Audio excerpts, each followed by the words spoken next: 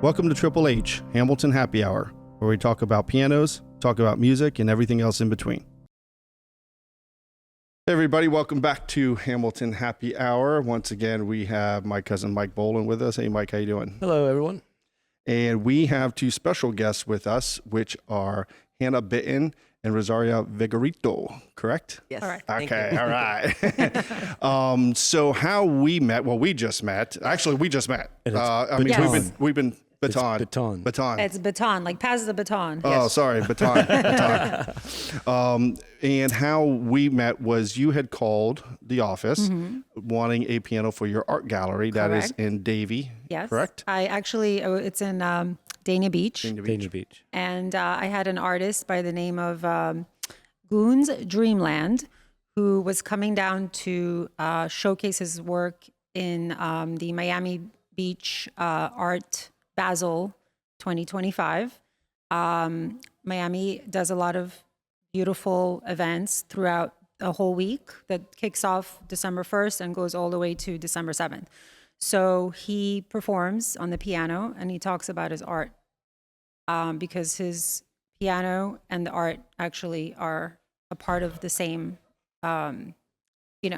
subject matter. So I reached out because I needed a piano for Dreams, Goons. Which we have some of his work here, provided by your gallery. Correct. And they are for sale. Correct. Yeah, that was very nice of you guys to do that. I told you earlier, as soon as they came in, I said, we got to get them on the wall. I don't want anything to happen to them. Yeah, they're gorgeous and they're quite expensive, but not too expensive. They're affordable. Like your pianos. Yeah. Yes. Yeah. And so how did you get into wanting to start an art gallery? Well, so it started out, first of all, as me taking a paintbrush and painting. It started out as me discovering the fact that I had an innate ability to paint and a passion for the arts. And then I opened up my art gallery in 2018. My first location was in Fat Village Arts District in Fort Lauderdale. And I opened my gallery 2 months before COVID. Oh boy. And so I was like, oh my God, what am I going to do? So I basically wrote how I felt to the word quarantine. And I took each sentence and each word, like QUENTINE, and I wrote sentences and I signed them to different artists. And then I got a 6-page magazine write-up. And I realized that there was something more to just me being an artist, that it was, I had also an innate ability to create projects and to think outside of the box. And I like to Bring artists together. Absolutely. So that's why I guess COVID had its own plan for agenda for me. And I kept showcasing my artists in the gallery after COVID. So once COVID did open up, I kept, showcasing artists. And then I decided that I was going to open another location because Fat Village was actually getting torn down and they were going to rebuild it, which happens a lot in the art world. Artists come in, they create a memorable. Always help to rebuild an area. Yeah. They go into a depressed area. Mm-hmm. They start creating studios and whatnot. And then once everything's established, like Wynwood, Fats Village, Wynwood in Miami, and then it happened in New York City as well. Mm-hmm. And ultimately, other people move in, they see the profitability, and they push the artists out. So they push the artists out. So it's hard to find affordable spaces. And so that's why I actually realized that there was a need for artists to showcase their work. And there was also a need for artists to gain direction and creative guidance. So it was just a win-win situation for me as I discover artists throughout the years. And I'm happy to say that I'm not only an artist, but I'm also a gallerist and a curator. And and I wear a lot of hats, which I was just going to say that. one thing I won't do is, try to play a piano though. Well, but don't never say never. I'd like to point something out here, just interject for a second, because she's also doing something in a period where the art world is going through such flux and changes. Artists are trying to find direction with social media, galleries, brick and mortar galleries closing up. She decides to open a gallery, brick and mortar. So she's like swimming upstream. But it's important for our artists. It's like we're caught between a rock and a hard place because they want to see, collectors, people interested in your work. They want to see you're connected to a gallery.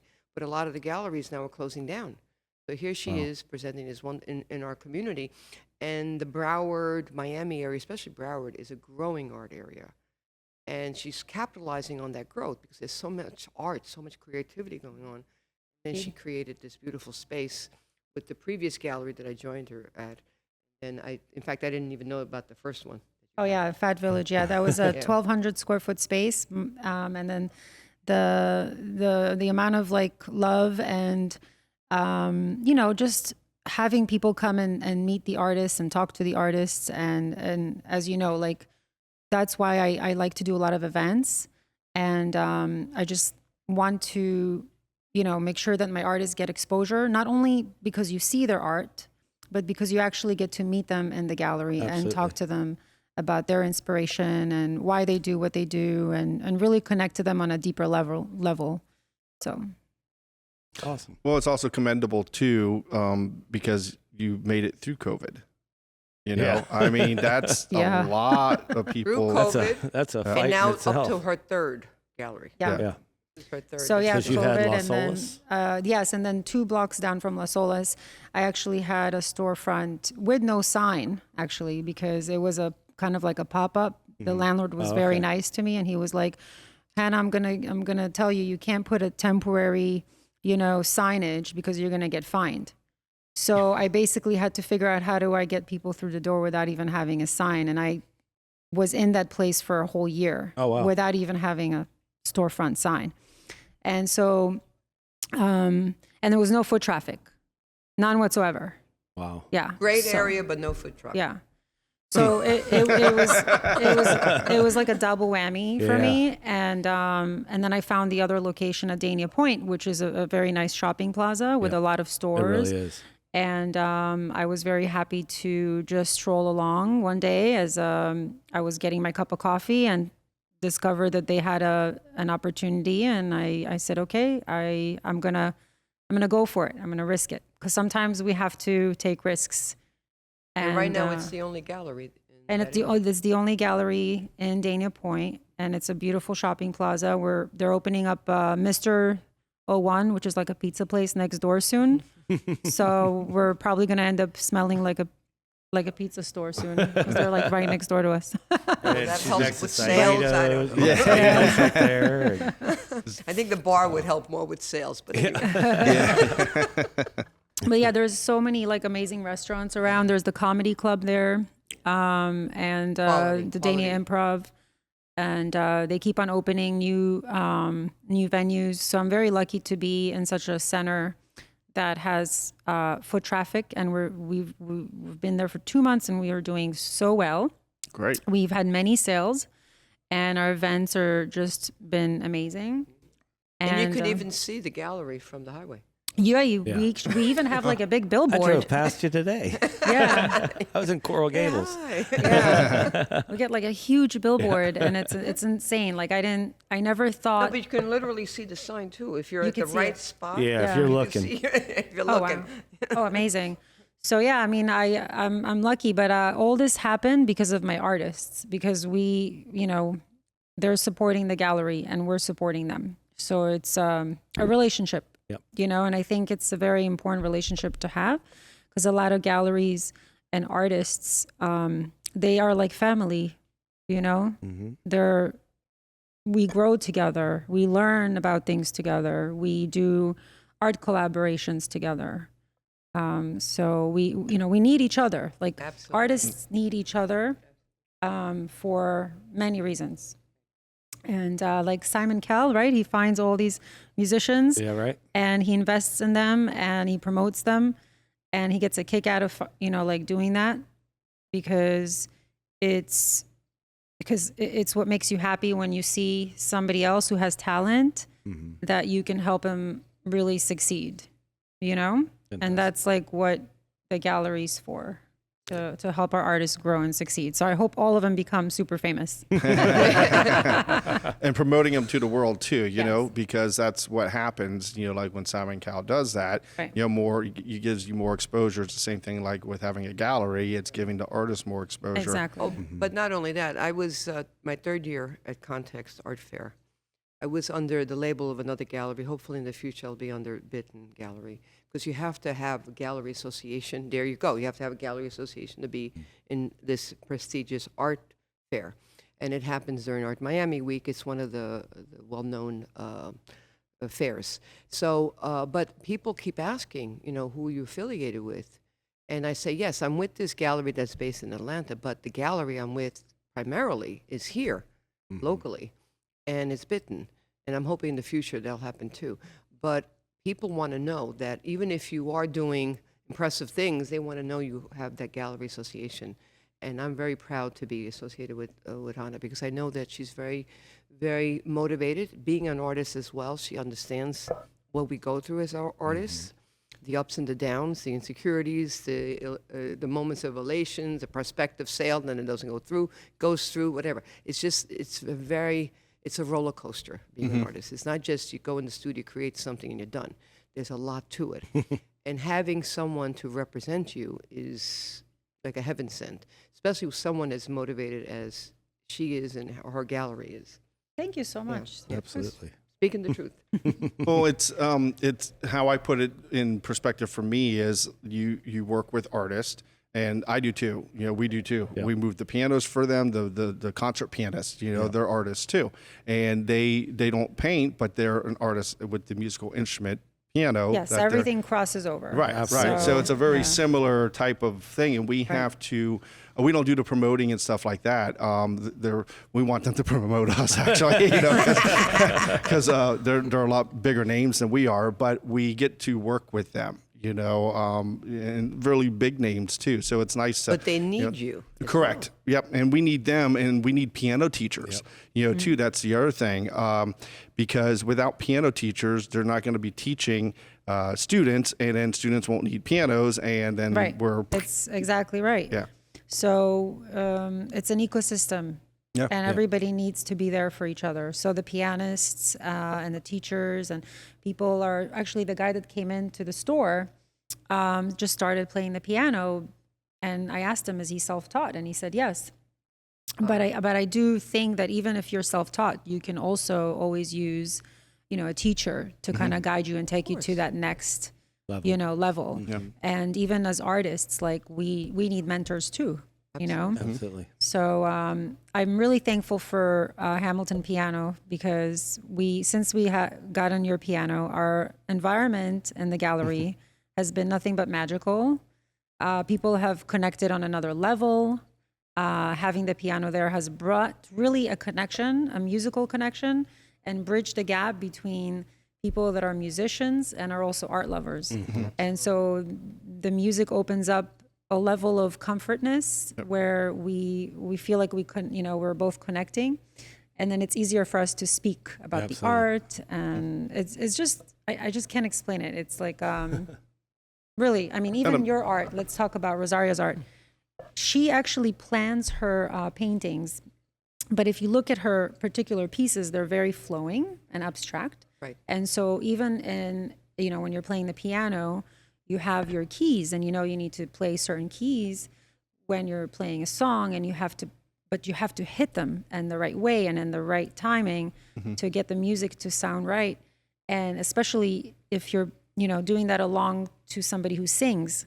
So there is a moment of planning when it comes to you playing the piano. You have to know your notes and your keys, but there's also an element of like how you play with your emotion, what you bring in to the music as a player. Correct. And that's what my artists do as well with their work. A lot of them actually take years to craft their art, and sometimes take 2 years to just pause so that they can redirect and create a whole new line of work as artists as well. So Yeah, my art, for example, has gone through transformation because I got the basic training. I came to art.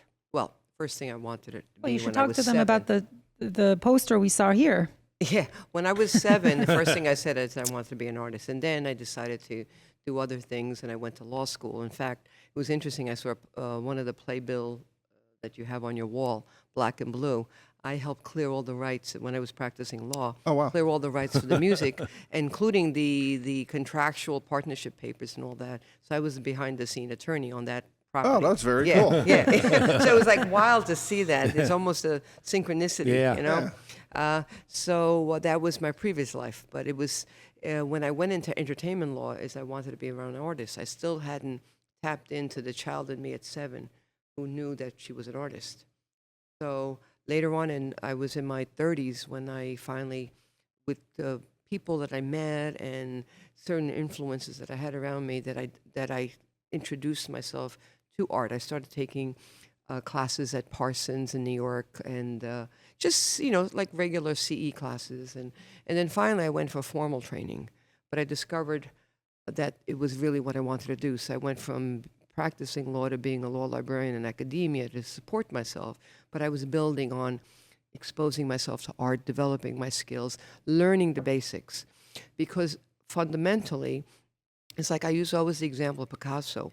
He was trained traditionally like I was, but then he took it and went elsewhere with it. And a lot of the amazing artists I studied with, they're very realistic artists. They know where everything goes, the proportions, perspective, and whatnot. I decided to take my art elsewhere. And my art is very emotional. I use now a lot of lines. A lot of my art now is from my sketches. And I worked out my color scheme and all that on the computer. So I also use the technology that I have in front of me. But then when I put it on a canvas, it has an emotive, relationship with me. I go through bad periods, good periods. I hate it. I love it. It hates me. It loves me. I make a mistake. I got to start over. But that's where I'd rather be. The promotion of my work is the hard part, and that's why I'm hoping with Bitton more and more that she'll help me with the selling part, because I want to be in the studio doing all that. Yeah. But connecting it full circle with Hamilton and pianos is that one of the artists that influenced me a lot was Kandinsky.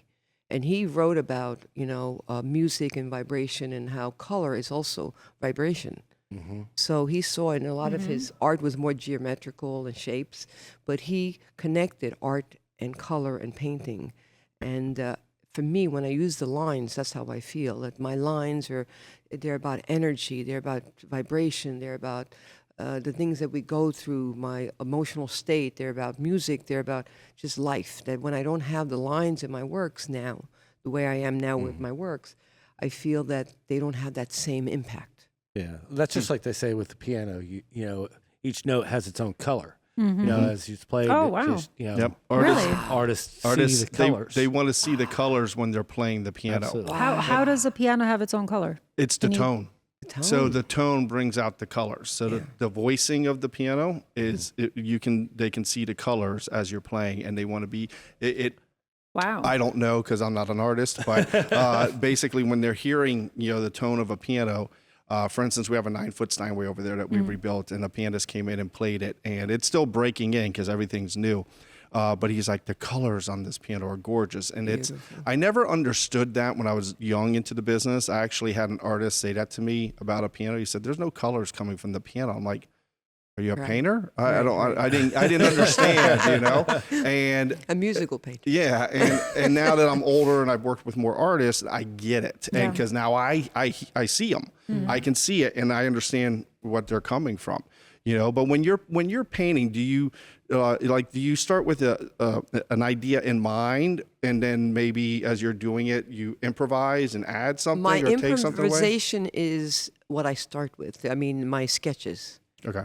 I use primarily impulsive sketches that I do. And then I start translating them into something that I'm going to put on the canvas. Okay. So I add color, or I don't add color. I add lines, I add more lines. and I started making those decisions, which takes a little planning in a way. But what I plan out and what happens on the canvas then becomes another that story. always changes. Yeah, for so the artists. colors change. One time I wanted to do a painting with a lot of yellow. It turned out to be this most beautiful red that I came up with to date. Oh, wow. It sold right away, actually. It's with BBX Capital. Awesome. And it was a beautiful red, and it started with yellow, but I didn't like it, and then I kept changing it. But what I had planned was the yellow. So in the beginning, I may think I'm going there, but then I go somewhere else. So it's a little bit like bringing it back to music, like improv music. You know, when people Yeah, I mean, like there's when artists create, they always have an idea of what they want to do, but then obviously when you start, the creation takes a turn when you actually put it into action. So when you take something from your mind and then you say, okay, now I'm going to put it on paper. That's always number one, the challenge of an artist, not only because of the fact that that will change, but also because of your skill. So you might be, you know, maybe a beginner artist and have an idea of what you want to do, but you have to have the technical skill to actually make that happen. That's number one. And then number two, you also have like that, you know, process of taking something from your head and then putting it on a physical sense, and then seeing it in person. Your reaction to it after it comes off of your mind and it's in, you know, physical form might be completely different of how you have seen it in your head.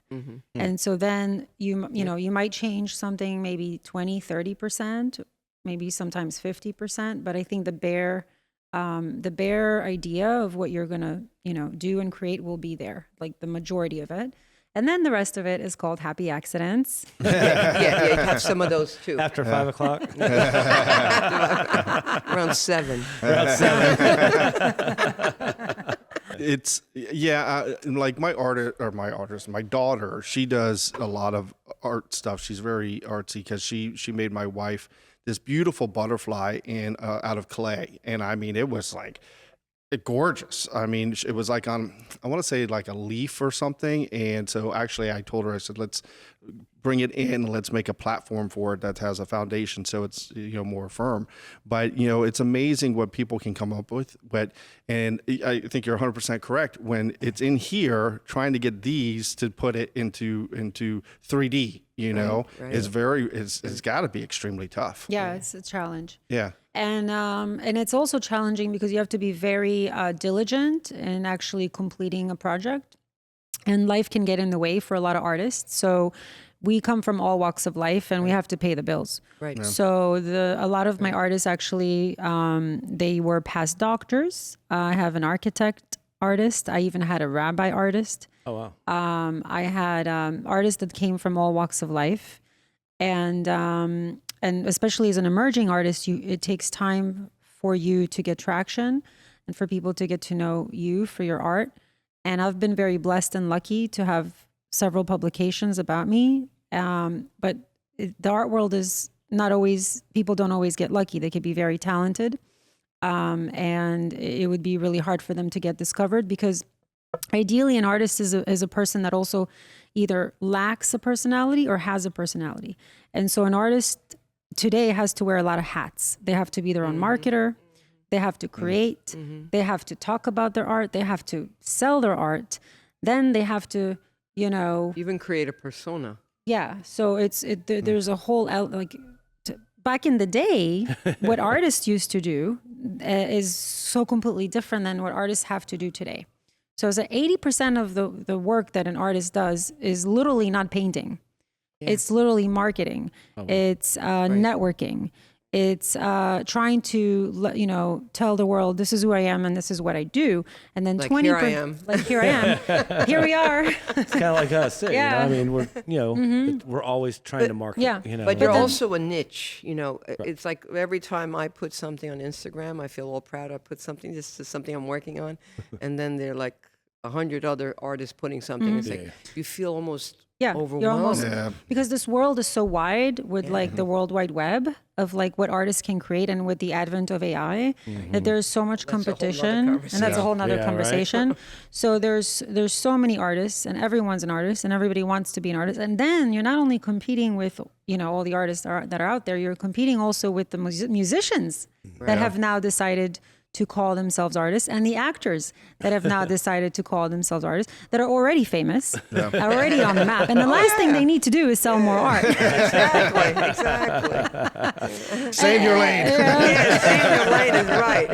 But hey, but it is true. We are all artists, and that is literally it. I do believe that everybody is an artist. You don't need to actually go to an academic school to be an artist. I have taught. I was featured in the Forbes for painting with children and adults and of all ages and all art skills.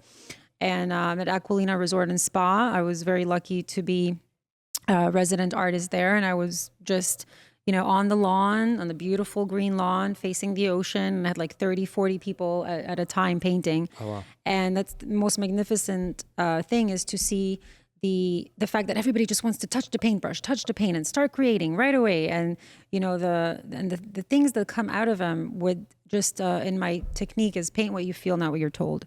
So they get images and they get to pick what they want to paint, and then we help sketch. We help them with figuring out what to do, kind of like when you ride a bike and you need wheels. But that is literally what art is. Everybody's an artist. I had a 5-year-old girl. She made the most amazing painting that I'd ever seen. All she really needed was the materials and the canvas, and she just flowed.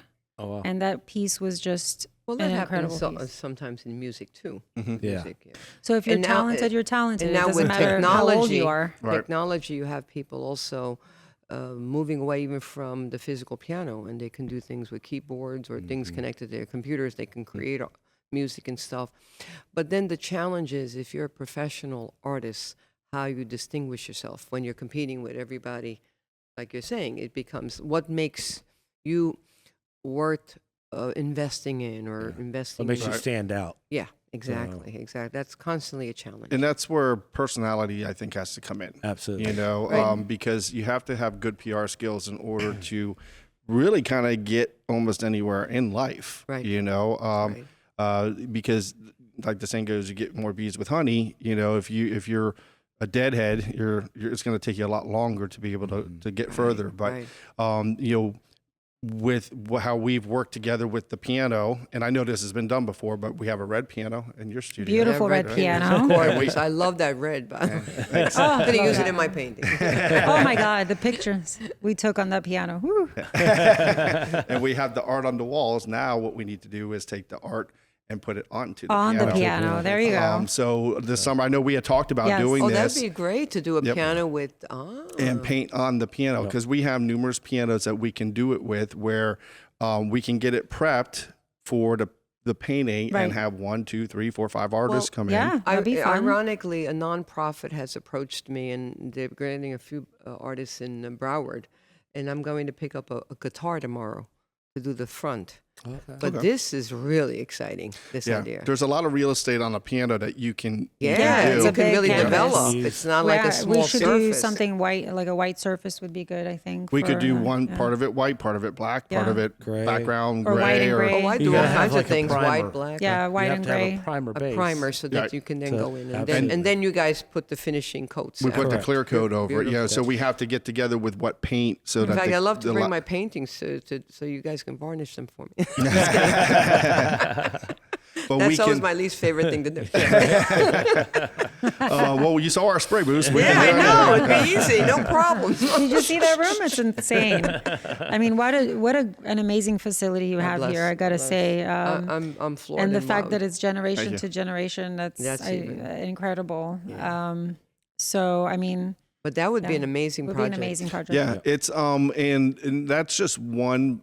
one way that we can do something. Once again, it's been done before. It's nothing new, Yeah, I but know. it's something new with the artists, because these artists together, there's never going to be another piano that looks like that. Of course. Then the next thing we can do, you've seen our custom pianos, what we do. I do love that. I mean, I want to like custom make one. You know, I'm already like, sign me up. And we can do that too, because Yeah. we have everything we need. We have a CNC machine, 3D printer, you know, and our craftsmanship that we can pretty much do, like the Tobias piano that we're talking about, switching out and bringing to you. You know, we did metal legs, metal lyre. We painted the plate, refinished that to match the legs, and everything's nickel plated. And then we did the lid with a 2-part acrylic and the music desk 2-part acrylic. Amazing. You know, so there's ideas of So with things the out there. 3D printing, are you thinking that the artist would provide the images and then you print it on the material? No, or the that we- actual, they we actually play- we- cut so the piano actually gets cut to the images, right? So you supply, how does it work? Do you supply them the image and then it gets cut? We don't use the 3D printer for the piano. that's like making molds or Yeah. you Oh, know, different tools, tools, parts, and stuff things. like that we need. But So you'd want the artist to paint directly on the piano? Oh, absolutely. yeah, but that is something like the music desk. We can do it too. You know, even the fall board. I mean, there's different things. The legs. I mean, we can put those parts on Gorgeous, the CNC machine, gorgeous. and we give the dimensions to the artist. They can come up with what they want to put on there, you know, and it's got to be a nice flow, you know, too. I mean, if you have several different artists, you're going to have 7 different ways they want Yeah, to do things, that but would it's be got a to be challenge. a flow. I think maybe to do so many artists. Or just one artist know. and 5 different pianos. Right. Yeah, That would I be like that idea. Yeah, I it mean, could there's be like, trust you me, know- I got over 300. We got plenty Yes, to Well, do. baby. you see how it goes. That's you wrong. know? Yeah. Maybe out of 100, you pick 20, you do 5, and then you see if they go, then you continue. Yeah, and just keep trying it. We've done it before. We picked up a piano that was for Steinway Piano Gallery and Coral Gables, and it was at a. Oh, I remember that. Yeah, It was me and you. Yeah, we delivered it, I think, and Tony went with me to pick it up or something like that, because it was the first time we ever used the Moondog. Yep. And so we're at this art gallery, and the artist had hand painted it, everything, but they wanted it protected, so we had to clear coat it. So we had to figure out what paint the artist used to be able to clear coat it, yeah. because if you the wrong thing, Then everything's you going to crack. shimmer Yeah, everything. gone. Yeah. Yep. Yep. So we had to be Was it very, very acrylic? careful. Did she use acrylic? I don't remember. This was, this is 15, 20 years ago. yeah. That's Yeah. happened to me too because I use acrylic paint liners to do my lines. And I used to use one that was very reputable, all professional level. But then when I went to varnish it, Oh, and then I no. found Yeah. one now that doesn't do that. You know, Oops. it doesn't even have to dry, you know, and it will. It's tough. The clear coat is tough because if you have the wrong, not everything can go with everything else, you know. So we've had that before too, where you put something on and it's supposed to work, and the lacquer was bad or the paint was bad. Looked great, but then we had to clear coat it, Wow. and then it started to crack, you know, and then you got to start all over. I Starts mean, to lift because there's something bad. So we just underneath. tell us what, I guess we could even work another way about it. So if you tell us what varnish you use, we'll figure out what paints to use. typically for that, it would be lacquer, either lacquer or polyurethane. So What whatever. you use. But acrylic paint should. Yeah, I think It acrylic. it should be fine. As long It as it's should be. professional level, I would make Yeah, sure. and I'm Not the pretty basic sure. acrylic. Yeah. I'm pretty sure it was acrylic Not house paint that he paint, used. maybe. Maybe I don't know about house paint. No. No. Because I use professional No, it would be like artists. the Yeah. golden or Yeah, you anything know, that's like, professional level. Yeah. Well, the cool thing too is like you see all of our tools. You guys got a lot. Your tools are your paintbrushes. Exactly. And you Yeah, guys, yeah. you must That's have a literally it. ton of different types of Brushes paintbrushes and and things. sprays. I And mean, then the every other- canvas too that you put it Yeah. on. There's different styles. I take it right. So I've actually painted on canvas primarily, but me and Jen, another one of my artists, we are doing a collab because we wanted to do something cool together. And so she primed a wooden board for me to paint on, and that was the first time I painted on wooden board. So she primed it for me, but it still was so. Even after she said she primed it like a few times, it was still Yeah, so response hard to differently. like I've get paint painted on into wood, too. into wood. Yeah, several of my pieces. So So you're prepping for the piano. one. yeah, so you have I'm prepping already. I'm already prepped. Yeah. She's getting used to doing yeah, the wood. exactly. I got prepped. Yeah, it Now also I'm ready to go. responds differently, wood versus canvas. Yeah. When So- you're painting on it. Yeah, so a lot of like the artists use different materials. So in my gallery, we have artists that create using metal, copper, paper, glass, gold leaf. What else? Trying to think. Media. I mean, leather. I mean, jeans. We've had artists use. You got the one with the The guitar picks. Yeah, the guitar picks. John That's Arena interesting. That's creates interesting. art out of guitar picks. yeah. That's I mean, I that's think- wild. I think that's really like amazing because today, back in the days, artists didn't think of like the materials that we have today to make art are endless. I mean, you go to Michael's, you can pretty much pick up anything and turn it into something. Right. Yeah. Well, they did So- experiment, but it was more, for example, when they went from tempera paint to using oil paint during the Renaissance. And then, for example, Leonardo da Vinci made a mistake when he did the Last Supper. I think he used the wrong paint on the wall. I think it's like oil paint. Please, we'll have to check me on that. But preserving it has been an issue through the centuries. Oh wow. Yeah. So you have some of that, but people were experimenting. But today it's like crazy experimentation. Yeah. Yeah. We're doing a project now. I'm quoting a customer because her piano, and we've taken pianos and like we made it a table, we've made them shelves, we've turned an acoustic piano into a digital piano because it just wasn't worth putting the tens of thousands of dollars into rebuilding it. And we have a customer now, same thing, but it was her grandmother's piano and she wants to keep certain things of it. So we're going to cut the lid and make a shell. We're going to make a shadow box and to put the lyre in, and then another shadow box out of the lid to put the keys in, so we'll take the keys out and cut them to fit. And then her fall board's going to turn into a shelf that she can mount on the wall, to put, knickknacks and things on. So, I mean, there's all different kinds of forms of art, Yes. out there. Silvana Arbach, she does mandalas, but she also uses lighting and paper, and she cuts out the paper and lights. So it's a very nice combination of, mixed media. Including So, the I mean, process, the because process I think and everything. the computer or whatever, the printer, cuts them for her. She designs and then She they cuts it. designs it and then she adds lighting to it. So there's so much you could do in today's world, and art is really endless. Yeah. It really is. So I look forward to a project like this. I mean, I think Monopoly, he's pretty well known. He recently actually painted on a plane parts and sold those off.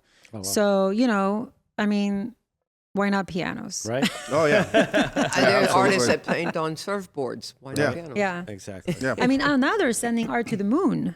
Or, did you hear about that? Yeah, they had like a whole Imagine we moon, paint a beautiful piano and we send it to the moon. art on the moon. That'd be Oh, amazing. yeah. Bring a little music to the. That's go. right. We'll get one of those piano music Talk about boxes. moonlight music. Can play Moonlight Sonata. And then you lift the lid and it starts playing ding, ding, ding, ding. Right. And But- the but that's- satellite can pick it up Yeah. Yeah, right. Yeah. as it's, rotating around the Earth. Yeah. And then So- we'll have Elon give us one of his rockets. And Right. and so we Elon can see it, Why don't we make a piano that's, what is it called? Elon Musk piano. Dedicated One to small Elon. step for It man. runs on Electric. Right. Where One do you small plug step it for in on the man. moon, though? Where do you plug it in? Yeah. And one big step for a piano,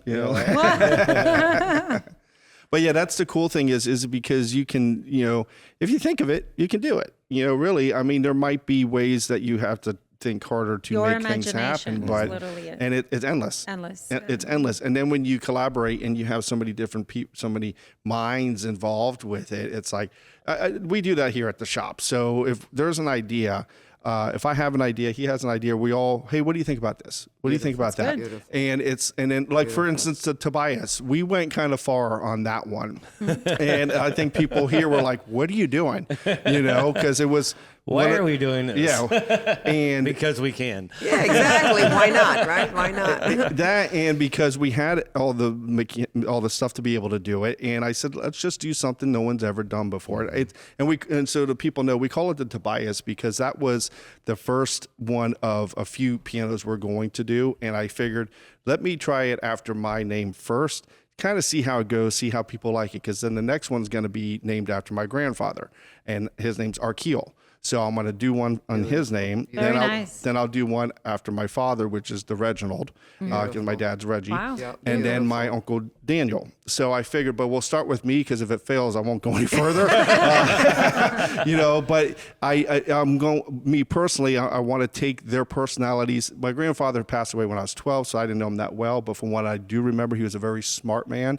So I want to, kind of find the right piano that fits his personality. Like that one fits my personality. Right. It's not the exact piano I would probably do. It's a Yamaha, Baby Grand, but it's something that I thought was for the look and style. It's more than adequate. But for my grandfather, for instance, I have his piano because when he passed away, I went to my father. Well, my father had taken it all apart to rebuild it, and he never got around to doing it. So when I first opened my shop in 2008, You rebuilt it. I rebuilt Very that nice. piano because my dad had bought the parts, but he didn't, get a chance to do it because he was just so busy. So that was one of the very first pianos I put together. And I remember it like it was yesterday because I was just finishing up. I'd restrung it, put the dampers in, and I was putting the tunings on it. And I just, we still have the piano. I think it's in the teaching room. It's either my piano teacher's pianos in the teaching room. That's my piano teacher. I even have her piano from when I took lessons as a kid. Wow. Oh my gosh. But with my grandfather, it's just a little That's amazing. 4'8" Fisher piano. Nothing special. But when I started tuning in, I was done tuning in. My dad happened to walk in. I said, Dad, I know exactly why Grandpa liked this piano. And he goes, why? I said, listen. And the piano sounds like a 5.5 foot, 6 foot piano. It was just very, very boisterous. Wow. And for its size, it was good. I mean, it's not a great piano, but they had a small apartment, so they didn't have room for anything big. But it actually is a very decent sounding piano.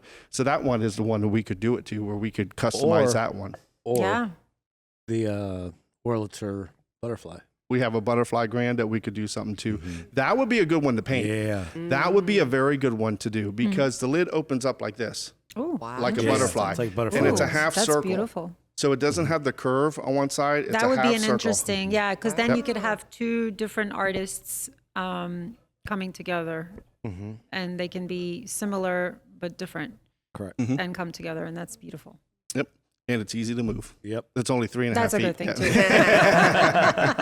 too. Talk about all the art I have in my gallery. It's like, it's a big gallery. It's over And 20. you could have a regular piano and this little one in there Right. with the art. with the art. Right, right. So there's a lot of stuff to move all the time in a gallery. Like my artists are like, well, I'm working on this new piece, and I'm like, oh gosh, I Where have do I put to it? Where do I put it? make sure I have space for it, or make sure I have help to hang it. and here's what I think big, and I think what might be a possibility too in the future after this happens, and we have it in your gallery, is maybe someone who already owns a piano says, I'd love for this artist to do this to my piano, and they could do it to their own personal piano. That is actually another option an too. interesting point, because there was a guy that walked into my gallery, saw the piano.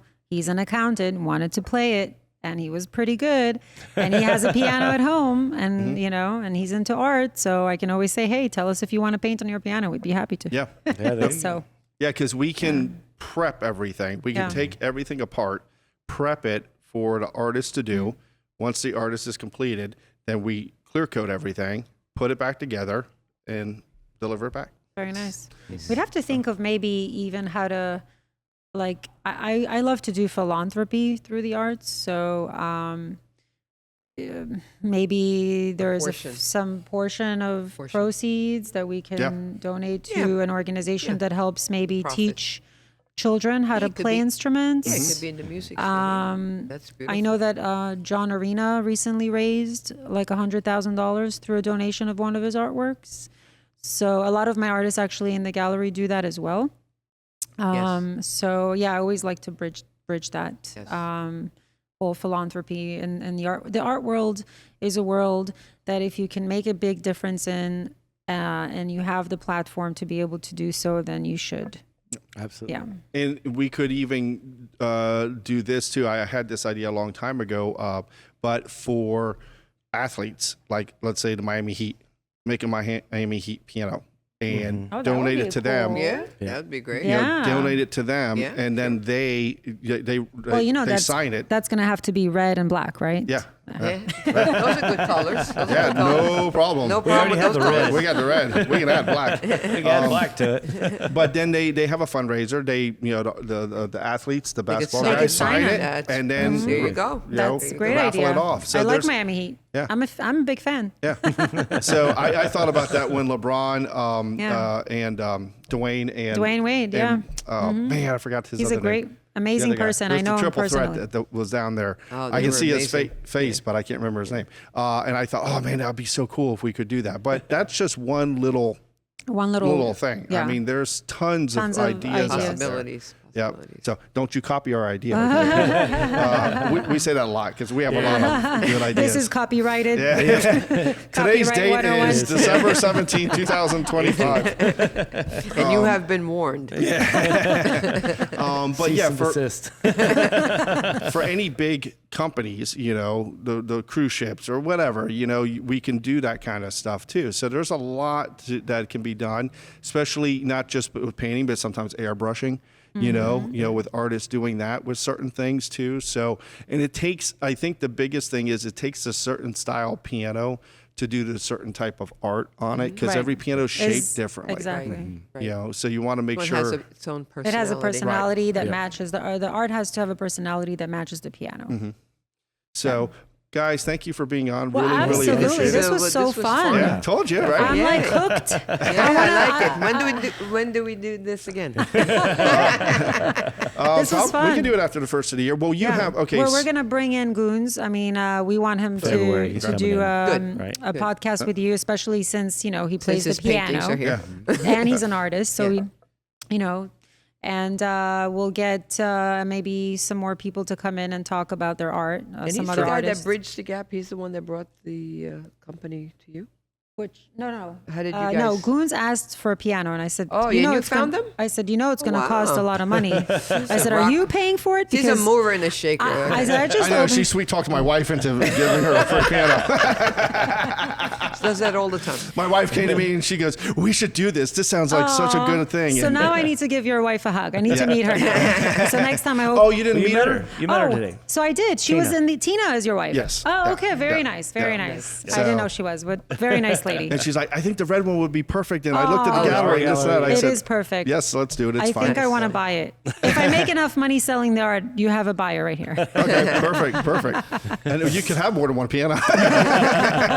Right? Why do you have to choose? It's a sin to Yeah. have to choose. we can do a red one, a doesn't white one, and a choose. blue one. Well, literally, a white one for sure. I love that white with Yeah, red. white is beautiful. Black and red. Yeah. It'd be Those are hard to beautiful. choose between those three colors. I and would they're say. beautiful colors. Yeah. But putting the art on the piano and then having that that's go to rocking a forever home, I love it. and I being love it. enjoyed. I love the idea. Yeah, and then we can just then we do another one, and Yep. then another one. So we look forward to our next podcast with you guys. Thank you so Yeah, much thank for you so for much. this. Let Thank everyone know where you're located Yes, so we are in Dania Beach, Florida, 1801 Point Boulevard, Dania Beach, Florida, 33304. It's in the Dania Point Shopping Plaza, where the comedy club is, a bunch of other really cool spots, restaurants, and venues. There's always things to do there.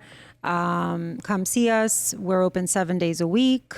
Social media. You also have We are a on website and Instagram, Instagram. Bitton Art, Bitton Art. We're also on Facebook, Bitton Art. And we are also now a part of this amazing podcast. Yeah. So make sure to watch it. I guess I'll promote it on my page as Yeah. well. Yeah, share it with everybody. And share it with everybody. We'll let you know when it comes out because we're going to have to edit it Okay. and all that. And then Make sure you keep all the good parts. Yeah. And Thank you. thank you for having Thank us you here. so much. We're Thank really you. happy to be here. And we're happy and- to have you. Yeah, and I love pianos. Now I just need to find a man that plays the piano. We'll work on that for you. Yeah. There you go. All right, well, thank you for joining Thank us. We you. really Thank you so appreciate it. much. Thank you. All right, everybody, you know where you can find us at Hamilton Happy Hour. Is you can email us at info@hamiltonpianoco.com or visit us on our website at hamiltonpianoco.com. Everybody, thank you. Have a good night. Good night. Night. Oh, this was so Nice. fun.